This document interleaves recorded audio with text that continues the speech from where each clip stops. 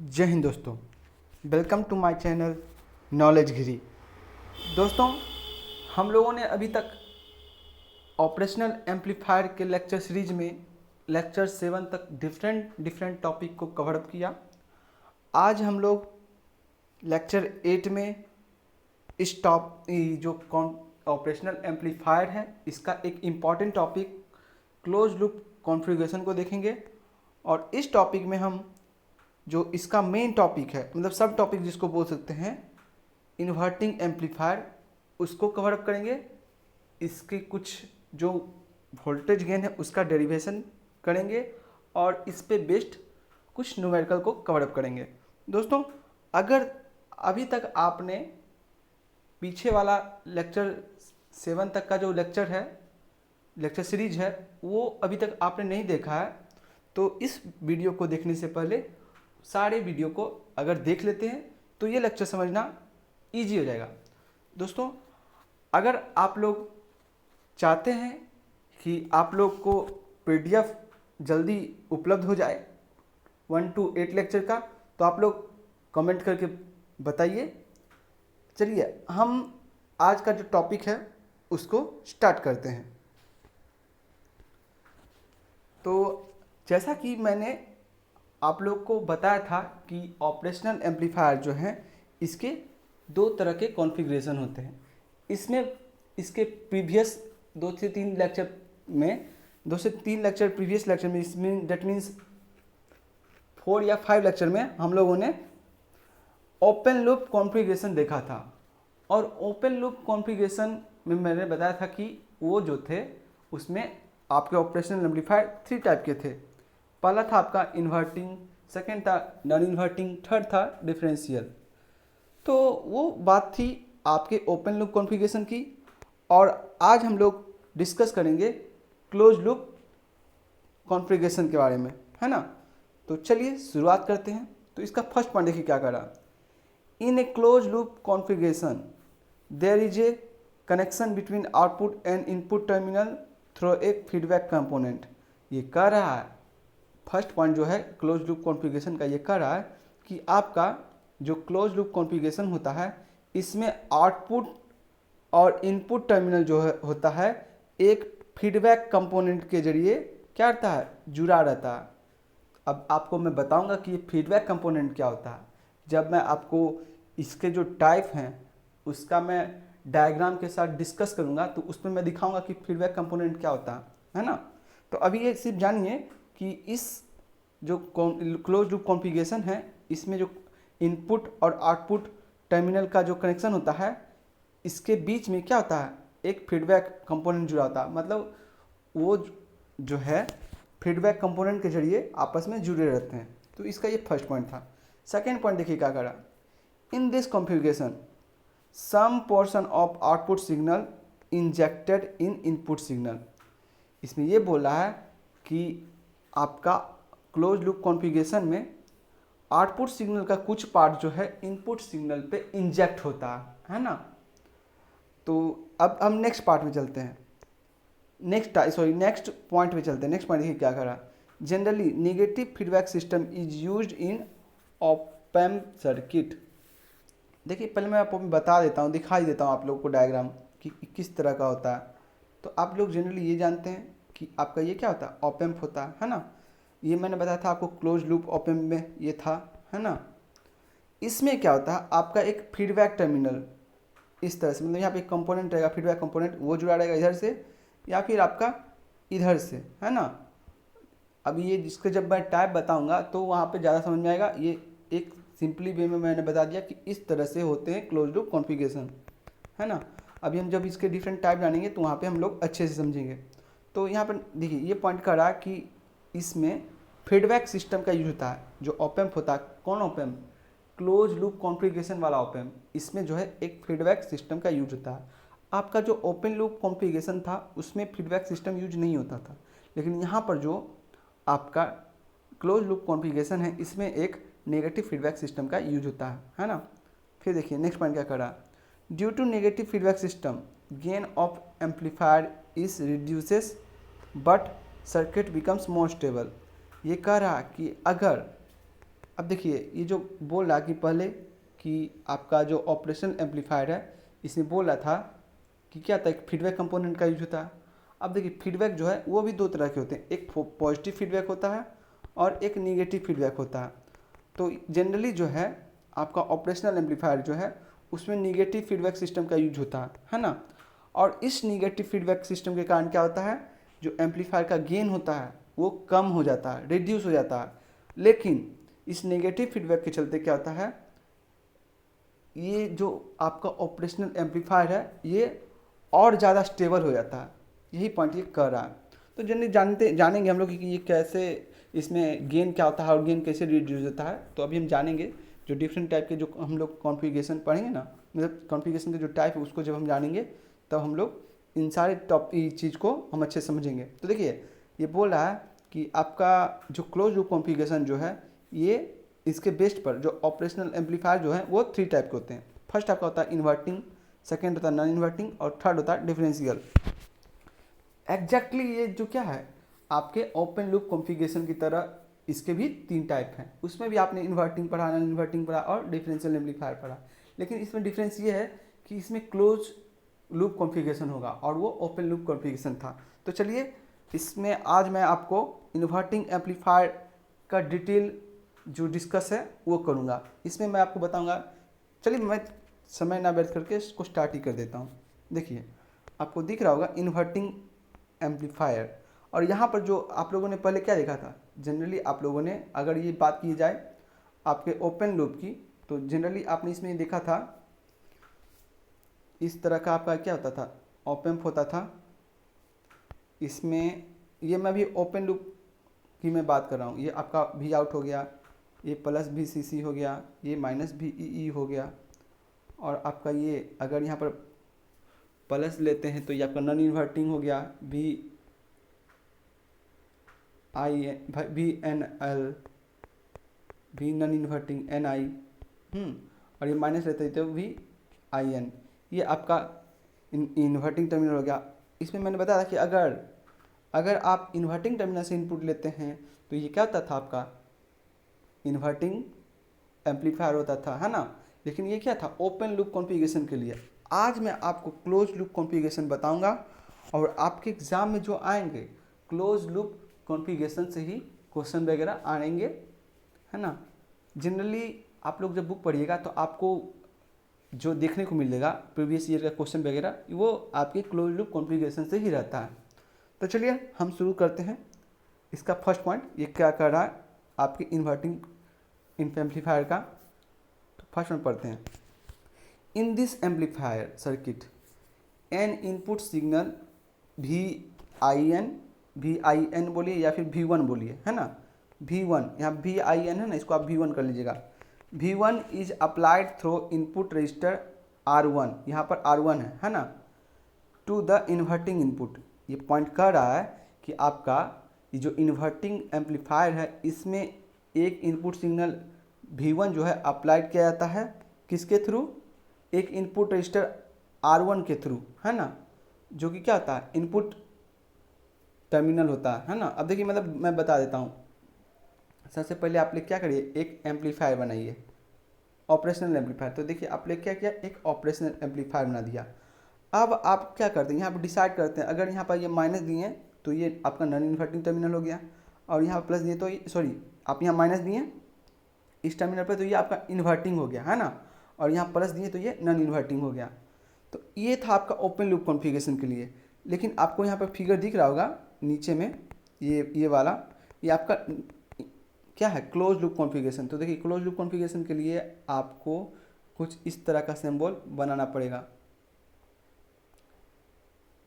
तो चलिए मैंने क्या किया, यहाँ पे एक रेसिस्टेंस है ना। मैंने इसके पहले आपको वर्चुअल ग्राउंड का कुछ कॉन्सेप्ट बताया था, उस कॉन्सेप्ट का यूज़ यहाँ पर बहुत अच्छे से होने वाला है। उसको आप लोग अगर अच्छे से देखे होंगे तो बहुत अच्छे से समझ में आएगा यहाँ पे। अब देखिए यहाँ पे क्या होता है, एक यही आपका ये क्या है, ये जो मैं यहाँ पर जोड़ रहा हूँ यही आपका फीडबैक सिस्टम है ना। यही आपका फीडबैक सिस्टम है जो मैंने ब्लू कलर से ड्रॉ किया। अब देखिए इसमें ये क्या है आपका, ये R1 है ना, ये आपका क्या एक इनपुट रेजिस्टेंस है R1। R1 आपका इनपुट रेजिस्टेंस है। यहाँ पर V1 वोल्टेज अप्लाई करते हैं। सबसे पहली बात, यहाँ पर डिनोशन मैं माइनस और यहाँ पर प्लस कर देता हूँ, क्योंकि ऊपर वाला क्या है आपका, ऊपर वाला आपका इन्वर्टिंग टर्मिनल है ना। अब बोलिए आप इन्वर्टिंग टर्मिनल ऊपर वाला हम कैसे डिसाइड कर दिए, वहाँ पर तो वो क्या हो सकता था, नॉन इन्वर्टिंग टर्मिनल भी हो सकता था। तो आपके ये जो इन्वर्टिंग टर्मिनल है, इन्वर्टिंग एम्पलीफायर, इसमें क्या करा, इसमें कह रहा है कि इन दिस एम्पलीफायर, आपके इन्वर्टिंग टर्मिनल वाले इन्वर्टिंग एम्पलीफायर में N input signal V1 applied through input register. इसमें बोल रहा है कि इन्वर्टिंग एम्पलीफायर में एक इनपुट सिग्नल V1 जो है वो क्या होता है, एक इनपुट रजिस्टर R1 के थ्रू इनपुट टर्मिनल से क्या होता है, इनपुट टर्मिनल से अप्लाई किया जाता है। तो यहाँ पे देखिए आप सॉरी इनपुट टर्मिनल नहीं, नॉन इन्वर्टिंग टर्मिनल इनपुट, मतलब इन्वर्टिंग इनपुट से अप्लाई किया जाता है। देखिए मैं फिर से बता रहा हूँ, इसको समझना। ये कह रहा है कि आपका इन्वर्टिंग एम्पलीफायर है, इसमें एक इनपुट सिग्नल V1, तो यहाँ पर देखिए यहाँ पर मैंने V1 सिग्नल लिया, और ये जो है क्या होता है R1 रेजिस्टेंस के एक्रॉस है ना, थ्रो बोलिए या एक्रॉस बोलिए, R1 रेजिस्टेंस के थ्रू क्या होता है अप्लाई किया जाता है, किसके द्वारा, इन्वर्टिंग इनपुट के द्वारा। तो ये इन्वर्टिंग इनपुट हो गया, और इसमें क्या R1 एक इनपुट टर्मिनल हो गया है ना, और इसके थ्रू क्या होता है V1 वोल्टेज अप्लाई किया जाता है। तो ये जो पूरा आपका कॉन्फ़िगरेशन है, ये क्या क्लोज लूप कॉन्फ़िगरेशन है, उसमें भी किसका, तो आपके इन्वर्टिंग एम्पलीफायर का। अब देखिए इसमें ये क्या है आपको, ये जो नॉन इन्वर्टिंग टर्मिनल है ना, यहाँ प्लस वाला है तो ये नॉन इन्वर्टिंग टर्मिनल है, तो नॉन इन्वर्टिंग टर्मिनल को क्या कर दिया गया, ग्राउंड कर दिया गया है ना, इसमें नॉन इन्वर्टिंग टर्मिनल को ग्राउंड कर दिया गया।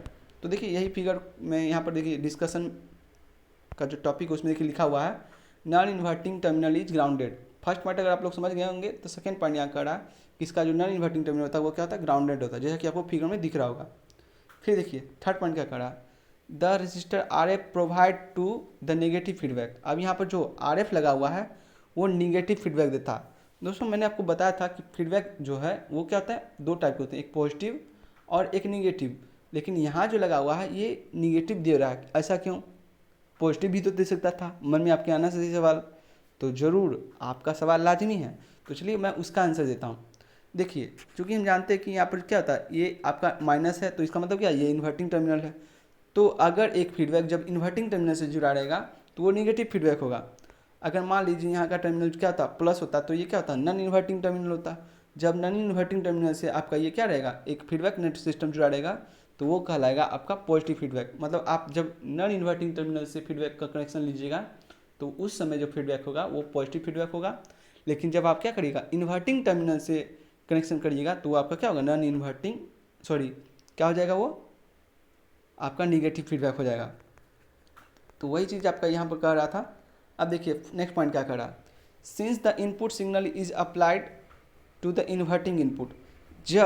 जब क्या है, इन्वर्टिंग इनपुट के द्वारा सिग्नल को अप्लाई किया जाता है, the output will be inverted that is 180 degree out of phase as compare to the input signal. मतलब ये कह रहा है कि देखिए मान लीजिए यहाँ पर से हम क्या किए, एक इनपुट सिग्नल इस तरह से दिए है ना, तो यहाँ जो हम लोग का आउटपुट सिग्नल मिलेगा ये क्या होगा, इन्वर्टेड मिलेगा, आउट ऑफ फेज, मतलब 180 डिग्री आउट ऑफ फेज मिलेगा। मतलब अगर हम इनपुट में ये दिए तो हमको आउटपुट में क्या मिलेगा, आउटपुट में हमको इस तरह से मिलेगा, out of phase 180 degree out of phase मिलेगा है ना, इन्वर्टेड मिलेगा। मतलब ये ऊपर से पॉजिटिव में है तो ये नीचे से निगेटिव वाला पहले मिलेगा है ना, मतलब आउट ऑफ फेज मिलेगा। इसका फेज चेंज हुआ ना जी, ये ऊपर से मिल रहा था पॉजिटिव वाला और यह नीचे से निगेटिव वाला मिलेगा, 180 डिग्री का फेज चेंजिंग हुआ, मतलब इन्वर्ट कर गया। इधर पॉजिटिव दिए तो इधर क्या हो गया, निगेटिव हो गया। वही पॉइंट कर रहा है। अब देखिए इसमें मेन पॉइंट क्या था, इसको अब हटाइए। हाँ इसमें देखिए मेन पॉइंट क्या था, यहाँ पर सबसे पहले मैं इस सर्किट समझाता हूँ। इसमें V1 क्या है, V1 वोल्टेज है जो कि अप्लाई किया गया R1 रेजिस्टेंस के थ्रू है ना। यहाँ फिर आपका क्या V0 आपका आउटपुट वोल्टेज है। फिर आपका ये RF क्या है, फीडबैक नेटवर्क के जरिए जुड़ा हुआ रेफरेंस रेजिस्टेंस है ना। फिर आपका ये plus VCC positive power supply, minus VEE negative power supply. फिर देखिए यहाँ पर एक ए जो लिया गया, एक पॉइंट लिया गया है ना, यहाँ पर एक नोड बन रहा है ना जी, तो यहाँ पर ए लिया गया और यहाँ पर क्या लिया, बी पॉइंट लिया गया। अब देखिए यहाँ ए जो लिया गया ये किस टर्मिनल से जुड़ा हुआ, इन्वर्टिंग टर्मिनल से जुड़ा हुआ। और यहाँ पर जो बी पॉइंट लिया गया ये क्या, नॉन इन्वर्टिंग टर्मिनल से जुड़ा गया। और नॉन इन्वर्टिंग टर्मिनल को यहाँ पर क्या कर दिया गया, ग्राउंड कर दिया गया। ग्राउंड करने का मतलब यहाँ का वोल्टेज क्या हो गया, जीरो हो गया। अब देखिए ACL, आप लोग जानते हैं कि गेन को हम लोग ए से डिनोट करते हैं, क्योंकि ये जो गेन है हम लोग किसके बारे में फाइंड कर रहे हैं, क्लोज लूप के बारे में, इसीलिए इसको ACL बोला गया, मतलब क्लोज लूप गेन, है ना। अब देखिए यहाँ से क्या है, R1 रेजिस्टेंस के क्रॉस में एक I1 करंट है, यही सब डिनोट कर रहा है। अभी मैं देखो पहले मैं बता दूं कि यहाँ जो आपका ये जो फिगर है ये किसका है, इन्वर्टिंग एम्पलीफायर का है। और इसमें दो इम्पॉर्टेंट फार्मूला होता है, इस फार्मूला को आप लोग अगर याद कर लेते हैं तो अब सारे न्यूमेरिकल आपसे सॉल्व हो जाएंगे, लेकिन मैं इन दोनों फार्मूला को अभी डिराइव करके बताऊंगा। तो देखिए सबसे पहले समझते हैं कि ACL बराबर क्या होता है, मतलब क्लोज लूप गेन बराबर क्या होता है, -RF अपॉन R1। अब R1 क्या है, ये इनपुट रेजिस्टेंस है ना। और आपका RF क्या, रेफरेंस रेजिस्टेंस है, फीडबैक वाला, वो मैं बताऊंगा अभी कैसे। और दूसरा आपका होता है V0, मतलब output voltage equal to V1 into -RF upon R1, या फिर आपका -V1 into ACL close loop gain. अब देखिए मतलब इसको मैं आपको डिराइव करके बताता हूँ तो ज़्यादा आप लोग को अच्छे से समझ में आएगा। तो चलिए यही वही फिगर यहाँ पे बना हुआ है, उस फिगर को समझते हैं, है ना। इसमें कि क्या क्या है आपको यहाँ पर समझना है। यहाँ पर मैंने बताया था कि ये आपका क्या इनपुट रेजिस्टेंस है, R1 से डिनोट किया गया, और इसके क्रॉस क्या है, I1 करंट है, ठीक। और का ये आउटपुट वोल्टेज है। यहाँ पर RF क्या है, एक रेफरेंस रेसिस्टेंस है ना। और उसके अक्रॉस करंट IF है। अब देखिए ये भी क्या है आपका नॉन इन्वर्टिंग टर्मिनल है ना, जिसको माना गया कि हम B लेते हैं, टर्मिनल का नाम क्या B है, तो इसके अक्रॉस क्या होगा, वोल्टेज VB हो जाएगा। और VB चूँकि ये क्या नॉन इन्वर्टिंग टर्मिनल को ग्राउंड कर दिया गया है, मतलब VB क्या हो जाएगा, जीरो हो जाएगा। और ये टर्मिनल क्या है, A है। अब ये आप भी जानते होंगे कि वर्चुअल ग्राउंड के कॉन्सेप्ट में हमने पढ़ा था कि अगर एक टर्मिनल क्या होता है, ग्राउंडेड होता है, तो दूसरा टर्मिनल भी क्या हो जाता है, जीरो, उसके इक्वल हो जाता है। तो मतलब VA बराबर VB बराबर 0 वोल्ट। ये कैसे हुआ, तो वर्चुअल ग्राउंड के कॉन्सेप्ट से। तो यहाँ भी समझ गए होंगे आप। तो चलिए देखिए शुरुआत करते हैं। अब आप लोग को दिख रहा होगा कि यहाँ पर जो ए पॉइंट जो है, यहाँ पर क्या नोड बन रहा है ना, नोड बन रहा है। तो उसके उस एक नोड के अक्रॉस जो है हम लोग क्या लगाएंगे, KCL लगाएंगे, KCL अप्लाई करेंगे। तो नोड A पर हम KCL जब अप्लाई करते हैं तो देखिए यहाँ से क्या हो रहा है, I1 करंट जा रहा है। अब I1 करंट जा रहा है तो क्या यहाँ पर देखिए आपका ये जो A है ये क्या है, इन्वर्टिंग इनपुट है ना, इन्वर्टिंग इनपुट है। इन्वर्टिंग इनपुट से भी क्या होगा, एक करंट फ्लो करेगा, क्योंकि वोल्टेज क्या है VA 0 है। तो यहाँ पर जो इन्वर्टिंग करंट जो होगा I ये भी क्या होगा, 0 होगा, 0 एम्पीयर होगा, मतलब कोई करंट इसमें फ्लो नहीं करेगा। तो यहाँ जो I1 करंट है वो क्या हो जाएगा, सिंपली आपके RF के क्रॉस चला जाएगा। और आप RF के क्रॉस गया मतलब क्या, आपको आउटपुट करंट मिल जाएगा, मतलब जितना इनपुट करंट था वो आपको आउटपुट के रूप में मिल जाएगा, है ना। सिंपली यहाँ से ये पता चलता है कि आपका जो यहाँ पर I1 करंट जो दिख रहा है, I1 करंट यहाँ पर जो दिख रहा है वो किसके इक्वल होगा, IF के इक्वल होगा, है ना। I1 करंट जो है IF के इक्वल होगा। तो वो कैसे, यहाँ पे देखते हैं। जब हम KCL अप्लाई करते हैं तो देखिए क्या क्या होता है। जब हम KCL अप्लाई करते हैं तो ये इनकमिंग करंट I1 क्या है, इनकमिंग करंट, और यहाँ से क्या हो रहा है, एक करंट इधर जा रहा IF और दूसरा करंट क्या है II। अब देखिए यहाँ पर क्या है, KCL से incoming current equal to outgoing current. तो IF एक आउटगोइंग करंट है और एक II है, क्योंकि I क्या है, 0 है। II जो ये क्या होता है आपका इन्वर्टिंग करंट, है ना, क्योंकि इन्वर्टिंग टर्मिनल से जो करंट ले रहा है इसलिए ये इन्वर्टिंग करंट है। ये 0 है, इसलिए यहाँ क्या हो गया, I1 इक्वल टू IF हो गया। और I1 क्या है, इनपुट, आपका इनपुट करंट है। अब देखिए आप जानते हैं कि यहाँ पर एक कोई रेसिस्टेंस है ना, यहाँ पर 2 पॉइंट है। तो यहाँ मान लीजिए ये R1 है, तो इसके अक्रॉस जो करंट होगा ये क्या होगा, पॉइंट A और पॉइंट B के पोटेंशियल, पॉइंट A और पॉइंट B का जो पोटेंशियल होगा उसके डिफरेंस के इक्वल होगा, है ना। मतलब देखिए इसका मान लीजिए VA माइनस VB बटे R1 हो जाएगा, है ना। इसके ये बराबर क्या हो जाएगा, I1 के इक्वल हो जाएगा। तो वही चीज़ हम देखते हैं यहाँ पर, वही चीज़। देखिए यहाँ पे देखने को मिला कि I1 क्या है, यहाँ पर मान लीजिए V1 ले लिए, यहाँ पर है ना, एक पॉइंट यहाँ पर, एक पॉइंट यहाँ पर, तो दोनों के बीच का पोटेंशियल डिफरेंस, मतलब पोटेंशियल डिफरेंस निकालेंगे। तो एक V1 ले लिए और एक A ले लिए, तो एक क्रॉस क्या हो जाएगा, VA वोल्टेज है ना।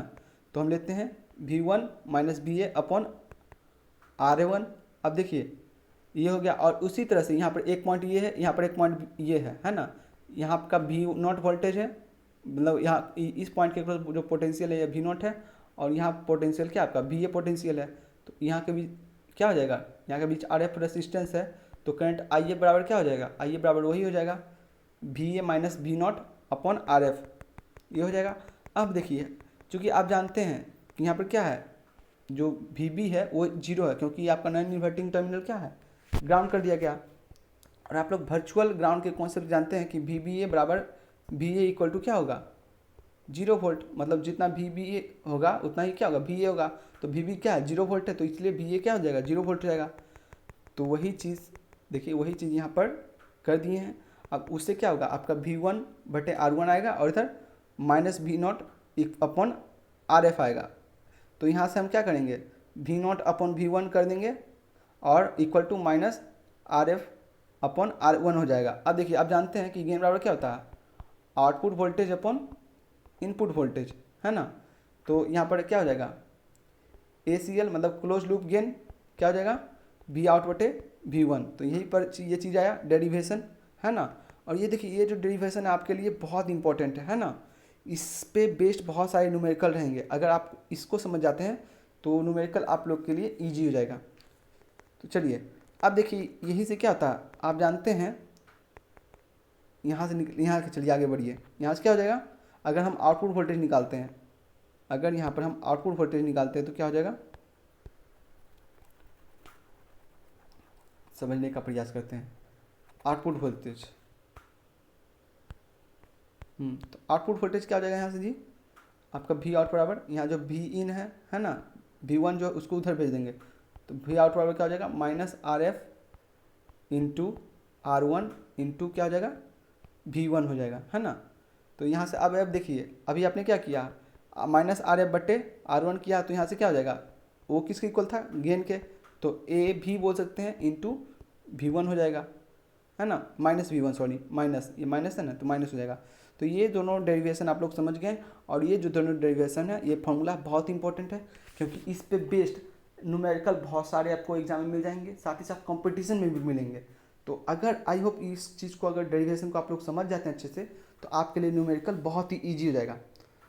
तो चलिए मैं एक न्यूमेरिकल आपको बताता हूँ, वैसे समय बहुत ज़्यादा हो रहा है, मैं सोच रहा हूँ कि न्यूमेरिकल को नेक्स्ट लेक्चर के लिए रख दूँ, बट एक न्यूमेरिकल मैं बता देता हूँ ताकि आपको ज़्यादा हार्ड भी ना लगे, मतलब न्यूमेरिकल इस पर बेस्ड कुछ न्यूमेरिकल समझ में आ जाए।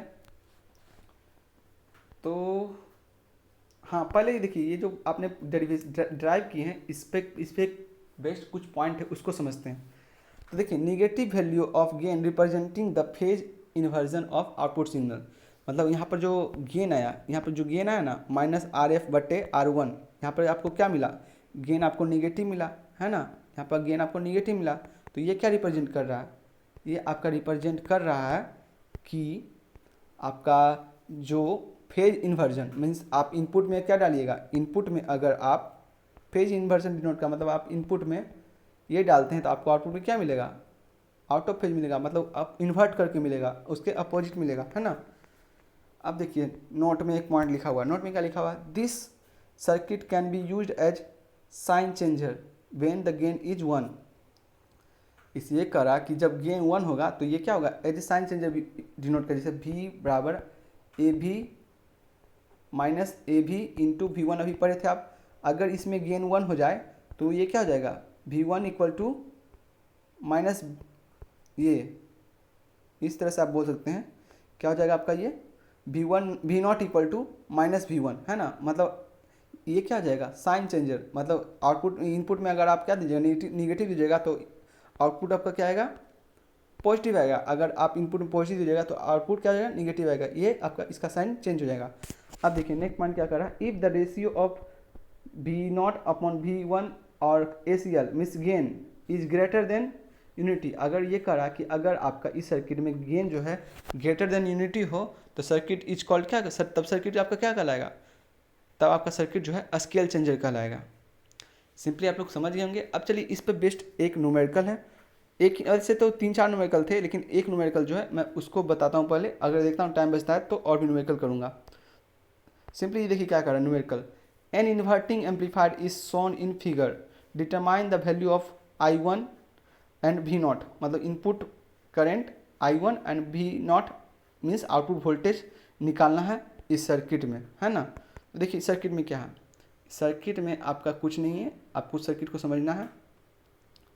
मैं यहाँ पर समझा देता हूँ। यहाँ पर देखिए इस सर्किट है, इसमें क्या क्या दिया हुआ है आपका, मैं फिगर बनाता हूँ ज़्यादा आप लोग का क्लियर होगा। देखिए इस तरह से है, इसको ग्राउंड कर दिया गया है और एक इनपुट रेजिस्टेंस दिया गया इस तरीक़ा से, फिर यहाँ से एक रेफरेंस रेजिस्टेंस लिया गया। हाँ तो देखिए यहाँ पर आपका दिया हुआ है कि R1 जो है ये क्या है 5 किलो ओम है, R1 जो है आपका 5 किलो ओम है ना। और ये जो आपका R2 है RF है ये आपका 20 किलो ओम है, ये आपका 20 किलो ओम है ना। तो और ये जो आप इस पॉइंट को मान लीजिए VA और इस पॉइंट को मान लीजिए VB, क्योंकि आपका ये बी टर्मिनल है ना, जो कि नॉन इन्वर्टिंग काम करेगा, और ये माइनस है तो ये इन्वर्टिंग का काम करेगा ये। अब देखिए आप जानते हैं इस यहाँ पर देखिएगा है ना, उसी सर्किट को मैंने ड्रॉ किया है। यहाँ पर देखिए मैंने बताया था कि ये जो नॉन इन्वर्टिंग टर्मिनल ये क्या ग्राउंड कर दिया गया है ना। तो वर्चुअल ग्राउंड के कॉन्सेप्ट से क्या हो जाएगा, VB equal to VA equal to 0 volt, virtual ground के कॉन्सेप्ट से यहाँ पर ये हो जाएगा। अब देखिए यहाँ पर पहले क्या बोला है क्वेश्चन में पहले बोल रहा है कि हमको फाइंड करना है I1, है ना, हमको क्वेश्चन में I1 फाइंड करना है। तो I1 कहाँ है, ये R1 के क्रॉस जो करंट है वो I1 होगा। तो देखिए मैंने बताया था आपको कि इसके लिए क्या करना है हमको, यहाँ पर एक टर्मिनल एक पॉइंट यहाँ है और ये एक पॉइंट यहाँ है, तो दोनों के क्रॉस क्या हमको पोटेंशियल डिफरेंस निकालना है ना। तो V1 एक हो गया माइनस VA हो गया है ना, और उसका रेजिस्टेंस R1 है ना। तो ये क्या हो जाएगा, ये I1 के इक्वल है ना। तो V1 क्या है, V1 आपका 1 वोल्ट दिया हुआ है, क्वेश्चन में यहाँ पर कह रहा है 1 वोल्ट, तो V1 1 वोल्ट है और माइनस 0 वोल्ट हो गया है ना। अब बटा क्या, बटा आपको देना है R1 कितना दिया 5 किलो ओम दिया हुआ है, तो 5 किलो ओम किसके इक्वल हो जाएगा 5 इंटू 10 टू द पावर, देखिए इसको फिर कन्वर्ट करिएगा तो ये आपका क्या आ जाएगा, ये आपका किसके इक्वल आएगा। तो देखिए यहाँ सॉल्व किया मैंने 1/5 इंटू 10 टू पावर 3, फिर इसको हम क्या करेंगे 0.2 इंटू 10 टू पावर -3। अब आपका ये कन्वर्ट करके आपका आप जानते हैं कि 10 पे पावर 3 एम्पियर बराबर क्या होता है 1 मिली एम्पियर, है ना, 1 मिली एम्पियर। तो वो आपका यहाँ पर आंसर हो जाएगा 0.2 मिली एम्पियर। क्लियर। अब देखिए यहाँ पर आपको V0 दूसरा बोला, आपको V0 बोल रहा है दूसरा चीज़, तो V0 बराबर आपने अभी पढ़ा है -RF/R1। तो RF देखिए यहाँ पर कितना दिया हुआ है, इस क्वेश्चन में आपका RF दिया हुआ है 20 किलो ओम और आपका R1 दिया हुआ है 5 किलो ओम। बस सिंपल वही फॉर्मूला बेस्ड क्वेश्चन है, बस आपको फॉर्मूला बैठा देना है -20 किलो ओम बटे 5 किलो ओम, है ना। इंटू क्या था V1 आपका, ये आपका आउटपुट वोल्टेज बराबर क्या था आपका -RF/R1 into V1 input voltage, है ना। तो इनपुट वोल्टेज आपका यहाँ निकल दिया हुआ है 1 वोल्ट, तो 1 अप्लाई करना है और -20 किलो ओम बटे 5 किलो ओम। जब आप इसको कर लीजिएगा तो आपका आंसर क्या आएगा, आउटपुट वोल्टेज क्या आपका आएगा, आपका आउटपुट हो जाएगा वोल्टेज आएगा -4 वोल्ट। क्लियर। तो ये न्यूमेरिकल आप लोग अच्छे से समझ गए होंगे। तो चलिए एक और न्यूमेरिकल देखते हैं। देखिए न्यूमेरिकल क्या करा, इस न्यूमेरिकल ये भी न्यूमेरिकल आपका फॉर्मूला बेस्ड है। इस न्यूमेरिकल में करा determine the voltage gain of the open circuit as shown in figure. आपको इसमें क्या करना है, वोल्टेज गेन फाइंड करना। देखिए इसमें क्या आपका R1 दिया हुआ है, RF दिया हुआ है ना। आप जानते हैं कि तो वही जो गिवन है उस जो मैंने लिख दिया R1 RF। अब आपको फाइंड क्या करना है, वोल्टेज गेन। तो वोल्टेज गेन को AF से डिनोट करते हैं। अब देखिए आपने ये फॉर्मूला में पढ़ा था, वोल्टेज गेन बराबर minus R F upon R one, तो बस उसी को मैंने क्या किया, minus 47 kilo ohm upon 10 kilo ohm, तो बस उसी को ओम में कन्वर्ट करके आपका वोल्टेज गेन क्या आ गया, वोल्टेज गेन आपका हो गया -4.7। तो ये न्यूमेरिकल इजी था, समझ में आ गया। अब मैं आपको एक इंपॉर्टेंट न्यूमेरिकल बताता हूँ, है ना। ये न्यूमेरिकल थोड़ा ट्विस्ट है न्यूमेरिकल में, लेकिन ये भी इजी न्यूमेरिकल है। तो चलिए ये न्यूमेरिकल को मैं करवाता हूँ आप लोग को। An ideal op amp circuit is given, आपको यहाँ पर आइडियल ऑपरेशनल एम्पलीफायर दिया हुआ है, इसमें आपको फाइंड करना है I1 फाइंड करना है, V0 फाइंड करना है, मीन्स आउटपुट वोल्टेज फाइंड करना है, IL फाइंड करना है और I0 फाइंड करना है। आपके मन में आएगा कि दो चीज़, कि आप तो I1 फाइंड कर लीजिएगा, है ना, V0 फाइंड कर लीजिएगा, लेकिन यहाँ पर ये आएगा कि IL और I0 कैसे फाइंड करें। तो चलिए देखते हैं। सबसे पहले सर्किट को समझते हैं, सर्किट में क्या क्या दिया हुआ है। तो सर्किट में आपका जो दिया हुआ है पहले उसको हम देखते हैं। आपका V1 दिया हुआ है कि 2 वोल्ट है ना। फिर आपका R1 दिया हुआ है कि 6 किलो ओम है। आपका RF दिया हुआ है 12 किलो ओम है ना। आपका RL दिया हुआ है 10 किलो ओम है। तो आपको फाइंड क्या करना है। तो सबसे पहले यहाँ देखिए बी जो है नॉन इन्वर्टिंग टर्मिनल बी है ना, ये ग्राउंडेड है। तो वर्चुअल ग्राउंड के कॉन्सेप्ट से क्या हो जाएगा, VB इक्वल टू 0 वोल्ट। ये चीज़ क्लियर। तो देखिए सबसे पहले हमको फाइंड करना क्या, I1। तो I1 देखते हैं। तो I1 के लिए क्या करिएगा, यहाँ पर देखिए आपका एक पॉइंट ये हो गया और एक पॉइंट क्या हो गया, VA हो गया। तो V1 minus VA upon R1 ये हो जाएगा। तो VA कितना दिया हुआ है, 2 वोल्ट दिया हुआ है ना। अब माइनस VA क्या हो गया, 0 हो गया वर्चुअल ग्राउंड के कॉन्सेप्ट से। और R1 कितना दिया हुआ है, 6 किलो ओम, है ना। तो यहाँ से आप क्या करिएगा, यहाँ से आप लोग I1 निकाल लीजिएगा, जैसा कि मैंने यहाँ निकाला हुआ है ना। तो आपका कुछ इस तरह से आएगा 0.33 इंटू 10⁻³ एम्पियर। और ये आप जानते हैं कि 10⁻³ एम्पियर क्या होता है, 1 मिली एम्पियर के इक्वल होता है। तो वो हो जाएगा 0.33 मिली एम्पियर। ये क्लियर। अब देखिए यहाँ से क्या कर सकते हैं आप, सेकेंड बोला V0 मीन्स आउटपुट वोल्टेज। तो आप आउटपुट वोल्टेज भी आसानी से निकाल सकते हैं, क्योंकि आप फार्मूला बेस्ड ये है। आप जानते हैं, आपने पढ़ा ये फार्मूला कि V0 equal to -RF upon R1 into V1। अब देखिए आपका RF दिया हुआ है यहाँ पर 12 किलो ओम, है ना। R1 दिया हुआ है 6 किलो ओम। और आपका V1 कितना दिया हुआ है, V1 भी तो दिया हुआ है 2 वोल्ट। तो बस उसी को पुट करना है ना। यहाँ से आपका आ जाएगा -4 वोल्ट। क्लियर। अब देखिए RL, अब आपको फाइंड करना IL फाइंड करना, लोड करंट। तो IL बराबर क्या हो जाएगा, ये जो IL है इसके क्रॉस का वोल्टेज जो है ये क्या हो जाएगा, V0 हो जाएगा, है ना। V आउट क्योंकि हम क्या करते हैं, लोड से ही आउटपुट लेते हैं, है ना। तो ये जो हो जाएगा आपका IL क्या हो जाएगा, IL इक्वल हो जाएगा V0 अपॉन RL। क्लियर। अब देखिए RL भी आपका दिया हुआ है 10 किलो ओम, है ना। और V0 आपने निकाल ही लिया -4 वोल्ट। तो -4 वोल्ट अपॉन 10 किलो ओम को पुट करिए, तो यहाँ से आपका -0.4 किलो एम्पियर 10 इंटू 10⁻³ एम्पियर आ जाएगा। और यहाँ पर से आपका जो लोड करंट आएगा वो क्या आएगा, -0.4 मिली एम्पियर। हाँ एक बात और, यहाँ जो माइनस है ये क्या कर रहा है, ये जो करंट का डायरेक्शन डिनोट कर रहा है ना। करंट निगेटिव कभी नहीं होता है। तो ठीक, अब हम फोर्थ जो निकालना हमको, फोर्थ में क्या निकालना है, I0 निकालना है ना। तो I0 निकालते हैं। तो देखिए आपको दिख रहा होगा कि यहाँ पर I1 दिख रहा है, I दिख रहा है, I0 दिख रहा है और आपको IL दिख रहा है। 4 करंट इसमें दिख रहा है आपको। सबसे पहले देखिए यहाँ पर एक नोड चूज करते हैं। ये नोड P है ना। इस नोड P के अक्रॉस देख रहे होंगे कि IL जो है नोड की ओर जा रहा है ना। और यहाँ से I भी क्या हो रहा है, नोड की ओर आ रहा है। लेकिन यहाँ I0 जो है ये नोड से निकल रहा है, ये यहाँ पर दर्शाया गया। तो हम यहाँ क्या कर सकते हैं, नोड P के अक्रॉस क्या कर सकते हैं, हम KCL लगा सकते हैं। तो चलिए KCL हमने अप्लाई किया। अब देखिए तो यहाँ क्या हो जाएगा, incoming current equal to outgoing current. तो इनकमिंग करंट क्या क्या आपका है, I यहाँ पर आ रहा है ना। और आउटगोइंग, फिर ये भी IL क्या है, आ रहा है नोड पे। और ये I0 क्या है, आउटगोइंग करंट है। तो इसी को मैंने इक्वल कर दिया। तो देखिए आपका, और एक चीज़, ये जो I है ना, ये क्या है, I1 के इक्वल है ना। I1 के इक्वल है, आप समझ ही रहे हैं। तो वो चीज़ अगर आपको दिया हुआ है तो यहाँ देखिए I0 बराबर क्या हो जाएगा, आपने अभी I1 निकाला था, है ना। ये चीज़ आपने IL भी निकाला था, बस इसी को ऐड कर दीजिए तो आपका ये आंसर आ जाएगा। तो चलिए दोस्तों, आज के लिए इतना ही।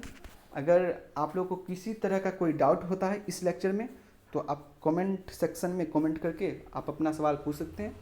ये वीडियो काफ़ी लंबा हो गया है, तो थोड़ा पेशेंस के साथ अगर इसको देखते हैं तो आपको का सारा कॉन्सेप्ट क्लियर हो जाएगा। Thank you so much.